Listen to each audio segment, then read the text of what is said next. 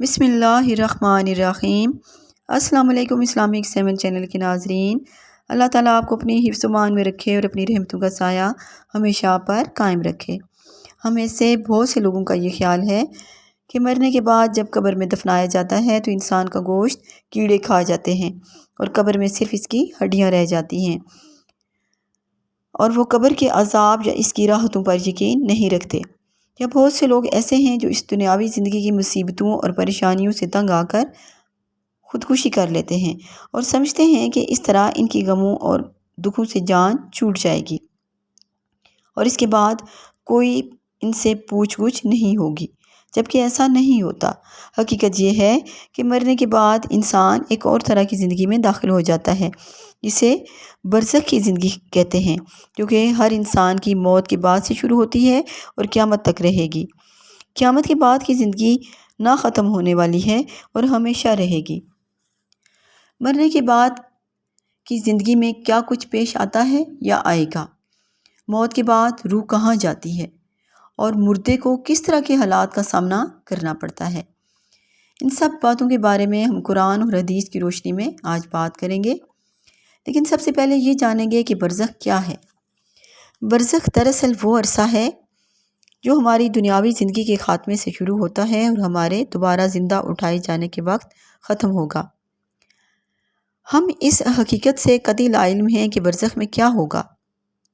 ہاں، ہم اس کا قرآن حکیم اور حضور صلی اللہ علیہ وآلہ وسلم کی احادیث سے ایک محدود اندازہ ضرور لگا سکتے ہیں۔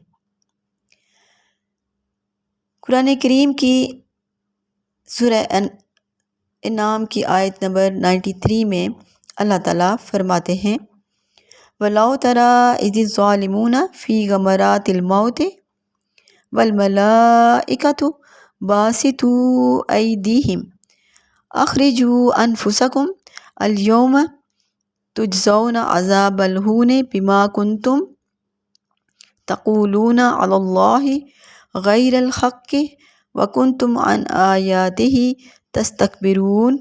اور کاش تم ان ظالم یعنی مشرک لوگوں کو اس وقت دیکھو جب موت کی سختیوں میں مبتلا ہوں اور فرشتے ان کی طرف عذاب کے لیے ہاتھ بڑھا رہے ہوں کہ نکالو اپنی جانیں، آج تم کو ذلت کے عذاب کی سزا دی جائے گی، اس لیے کہ تم خدا پر جھوٹ بولا کرتے تھے اور اس کی آیتوں سے سرکشی کرتے تھے۔ اس آیت سے صاف ظاہر ہے کہ کفار اور منافقین کو ان کی موت کے وقت ہی انتہائی سخت سزائیں دی جائیں گی۔ بالکل اسی طرح اللہ تعالیٰ قرآن حکیم کی سورۃ انفال آیت نمبر 50 اور 51 میں فرماتے ہیں، وَلَوْ تَرَىٰ إِذْ يَتَوَفَّى الَّذِينَ كَفَرُوا الْمَلَائِكَةُ يَضْرِبُونَ وُجُوهَهُمْ وَأَدْبَارَهُمْ وَذُوقُوا عَذَابَ الْحَرِيقِ ذَلِكَ بِمَا قَدَّمَتْ أَيْدِيكُمْ وَأَنَّ اللَّهَ لَيْسَ بِظَلَّامٍ لِّلْعَبِيدِ۔ اور کاش تم اس وقت کی کیفیت دیکھو جب فرشتے کافروں کی جانیں نکالتے ہیں، ان کے منہوں اور پیٹھوں پر کوڑے اور ہتھوڑے وغیرہ مارتے ہیں اور کہتے ہیں کہ اب عذاب آتش کا مزہ چکھو، یہ ان اعمال کی سزا ہے جو تمہارے ہاتھوں نے آگے بھیجے ہیں، اور یہ جان رکھو کہ اللہ تعالیٰ بندوں پر ظلم نہیں کرتا۔ اللہ تعالیٰ قوم فرعون کے غرق ہونے کا واقعہ سورہ نوح کی آیت نمبر 25 میں اس طرح بیان فرماتا ہے، مما خطیئتہم اغرقوا فادخلوا نارا فلم یجدوا لہم من دون اللہ انصارا۔ آخر وہ اپنے گناہوں کے سبب ہی غرقاب کر دیے گئے، پھر آگ میں ڈال دیے گئے تو انہوں نے خدا کے سوا کسی کو اپنا مددگار نہ پایا۔ یہاں یہ بات اور زیادہ واضح ہو جاتی ہے کہ قوم فرعون جیسے ہی دریائے نیل میں غرق ہو کر موت کے گھاٹ اتری، اسے فوراً آگ میں جھونک دیا گیا۔ قوم فرعون کو پانی میں غرق ہو کر فنا ہوتے ہی فوراً ان پر آگ کا عذاب نازل کر دیا گیا تھا۔ یہ عذاب قیامت کے دن کے عذاب کے علاوہ ہے۔ قیامت کے دن جو سزا قوم فرعون کو ملے گی وہ اس سزا کے علاوہ ہے۔ اللہ تعالیٰ فرماتا ہے سورہ مومن کی آیت نمبر 45 اور 46 میں، فَوْقَهُ اللَّهُ سَيِّئَاتِ مَا مَكَرُوا وَحَاقَ بِآلِ فِرْعَوْنَ سوء العذاب النار یعرضون علیہا عدوا وعشیا ویوم تقوم الساعة ادخلوا آل فرعون اشد العذاب۔ غرض خدا نے موسیٰ کو ان لوگوں کی تدبیروں کی برائیوں سے محفوظ رکھا اور فرعون والوں کو برے عذاب نے آ گھیرا، یعنی آج سے جہنم کی صبح و شام اس کے سامنے پیش کیے جاتے ہیں، اور جس روز قیامت برپا ہوگی حکم ہوگا فرعون والوں کو نہایت سخت عذاب میں داخل کرو۔ اس آیت سے ایک بار پھر یہ بات واضح ہوتی ہے کہ کافروں کے لیے عذاب قبر اس عذاب اور سزا کے علاوہ ہے جو ان کو قیامت کے دن دی جائے گی۔ اللہ تعالیٰ سورہ تکاثر میں فرماتے ہیں الہاکم التکاثر حتی زرتم المقابر کلا سوف تعلمون ثم کلا سوف تعلمون۔ لوگو، تم کو مال کی بہت سی طلب نے غافل کر دیا یہاں تک کہ تم نے قبریں جا دیکھی، دیکھو تمہیں عنقریب معلوم ہو جائے گا، پھر دیکھو تمہیں عنقریب معلوم ہو جائے گا۔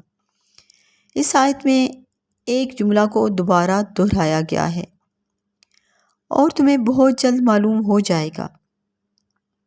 حضرت علی رضی اللہ تعالیٰ عنہ نے فرمایا اس آیت کا پہلا حصہ عذاب قبر سے متعلق ہے اور دوسرا حصہ روز قیامت میں دیے جانے والے عذاب کے بارے میں ہے۔ اللہ تعالیٰ سورہ طٰہٰ کی آیت نمبر 124 میں فرماتا ہے جو کوئی بھی مجھے فراموش کر دے گا میں اس کی زندگی دشوار کر دوں گا اور قیامت کے دن نابینا اٹھاؤں گا۔ ابن مسعود رضی اللہ تعالیٰ عنہ اور ابو سعید خدری رضی اللہ تعالیٰ عنہ کے نزدیک کافر کی زندگی دشوار بنانے کا مطلب عذاب قبر کی طرف اشارہ ہے، اور حضرت ابو ہریرہ رضی اللہ تعالیٰ عنہ کا بیان ہے کہ اس آیت کے بارے میں حضور صلی اللہ علیہ وآلہ وسلم نے یہ وضاحت کی ہے کہ اللہ تعالیٰ کافر کی قبر میں 99 سانپ بھیجے گا جو قیامت کے دن تک کافر کا گوشت نوچتے رہیں گے۔ موت کے بعد کسی شخص کی روح کی حالت کیا ہوتی ہے؟ ابو ہریرہ رضی اللہ تعالیٰ عنہ کے مطابق حضور صلی اللہ علیہ وآلہ وسلم نے فرمایا جب کسی مومن کی روح اس کے جسم سے جدا ہوتی ہے تو 2 فرشتے اسے لے کر آسمان کی طرف لے جاتے ہیں۔ فرشتے کہتے ہیں کہ اے نیک اور صالح روح دنیا سے آئی ہے۔ فرشتے اس نیک روح سے کہیں گے اللہ تعالیٰ تم پر اور تمہارے اس جسم پر رحم و کرم فرمائے جس میں تم رہا کرتے تھے۔ پھر فرشتے اس روح کو اللہ تعالیٰ کے روبرو پیش کریں گے۔ اللہ تعالیٰ فرمائے گا اس روح کو قیامت تک کے لیے علیین میں رکھ دو۔ علیین برزخ کا ایک حصہ ہے۔ جب ایک منکر اور کافر کی روح اس کے جسم سے نکلے گی تو فرشتے کہیں گے دنیا سے ایک بد روح آئی ہے، اس روح سے بدبو آئے گی، اور فرشتے اس پر لعنت بھیجیں گے۔ اللہ تعالیٰ فرشتوں کو حکم دے گا کہ اس گندی روح کو سجین میں رکھ دو۔ سجین وہ مقام ہے جہاں پر منکرین، کافرین اور منافقین کی گندی ارواح کو رکھا جائے گا۔ اللہ کے رسول صلی اللہ علیہ وآلہ وسلم نے کافر روح کی بدبو سے بچنے کے اظہار کے لیے اپنی چادر کا کونا اپنی ناک پر رکھیا۔ یہ حدیث صحیح مسلم میں بیان کی گئی ہے۔ اسی طرح کئی اور احادیث مبارکہ ہیں جن سے عذاب قبر کا پتہ چلتا ہے۔ حضرت انس رضی اللہ تعالیٰ عنہ فرماتے ہیں فرمایا رسول اللہ صلی اللہ علیہ وآلہ وسلم نے جب کسی مرنے والے کو قبر میں رکھا جاتا ہے اور جب اس کے رشتہ دار اور عزیز و اقارب چلے جاتے ہیں تو قبر کا مردہ جانے والوں کے قدموں کی آہٹ سنتا ہے۔ 2 فرشتے قبر میں مردے کے پاس آتے ہیں، دونوں فرشتے اس مردے کو اٹھا کر بٹھا دیتے ہیں۔ پھر فرشتے مردے سے سوال کرتے ہیں تم حضرت محمد صلی اللہ علیہ وآلہ وسلم کے بارے میں کیا جانتے ہو؟ اگر مردہ مومن ہے تو فوراً کہے گا میں گواہی دیتا ہوں کہ حضرت محمد صلی اللہ علیہ وآلہ وسلم اللہ کے بندے اور رسول ہیں۔ فرشتے اس مردے سے کہیں گے اگر تو اس سچائی کا اظہار نہ کرتا تو تیری جگہ جہنم ہوتی، اب تیرے لیے جنت ہے۔ یہ کہہ کر فرشتے مومن مردے کو جنت کا نظارہ کرائیں گے۔ اس کی قبر میں جنت کی کھڑکی کھول دی جائے گی اور اس کی قبر کو کشادہ کر دیا جائے گا۔ اسی طرح فرشتے کافروں، منکروں اور منافقین سے یہی سوال کریں گے کہ تم حضرت محمد صلی اللہ علیہ وآلہ وسلم کے بارے میں کیا جانتے ہو؟ وہ جواب دیں گے ہم ان کے بارے میں کچھ نہیں جانتے، ہم تو بس وہی کہتے تھے جو دوسرے کافر اور منافق کہتے تھے۔ فرشتے ان سے کہیں گے تم نے کبھی ان کو جاننے کی کوشش بھی نہیں کی، نہ ہی مومنین کی بات مانی۔ فرشتے یہ کہہ کر کافروں کو لوہے کی سلگتی ہوئی سلاخوں سے ماریں گے۔ ان کافروں کی چیخیں جنات اور انسانوں کی سوا دنیا کی ہر چیز صاف صاف سنے گی۔ اس کی قبر کو تنگ کر دیا جائے گا اور اس کی ہڈیاں اور پسلیاں ایک دوسرے کے اندر گھس جائیں گی، ایک دوسرے کے ساتھ جڑ جائیں گی۔ یہ حدیث بخاری اور مسلم دونوں میں بیان کی گئی ہے۔ اسماء بنت ابوبکر رضی اللہ تعالیٰ عنہ فرماتی ہیں کہ ایک دن اللہ کے رسول صلی اللہ علیہ وآلہ وسلم لوگوں کو عذاب قبر کا حال بتا رہے تھے، جسے سن کر سب لوگ بے تحاشا رونے لگے۔ یہ حدیث بخاری شریف میں روایت کی گئی ہے۔ صحیح مسلم میں ہے کہ ابن عباس رضی اللہ تعالیٰ عنہ فرماتے ہیں کہ اللہ کے رسول صلی اللہ علیہ وآلہ وسلم نے یہ دعائیں اس طرح مانگی جیسے یہ قرآن حکیم کے الفاظ ہوں۔ یا اللہ، میں تیری پناہ اور مدد چاہتا ہوں قبر اور جہنم کے عذاب سے، حیات اور موت کے درمیان ہر طرح کے امتحان سے اور فتنہ دجال سے۔ یہ حدیث صحیح مسلم میں بیان کی گئی ہے۔ عذاب قبر سے مراد عذاب برزخ ہے۔ اپنے اعمال کی بنا پر یہ عذاب مل کر رہے گا، چاہے وہ انسان جل کر مرا ہو یا ڈوب کر مرا ہو یا کسی درندے نے اسے کھا لیا ہو۔ اللہ تعالیٰ ہر چیز پر قدرت رکھتا ہے۔ ہمیں عذاب قبر سے بچنے کے لیے دنیا کی زندگی میں اچھے اعمال کرنے چاہیے۔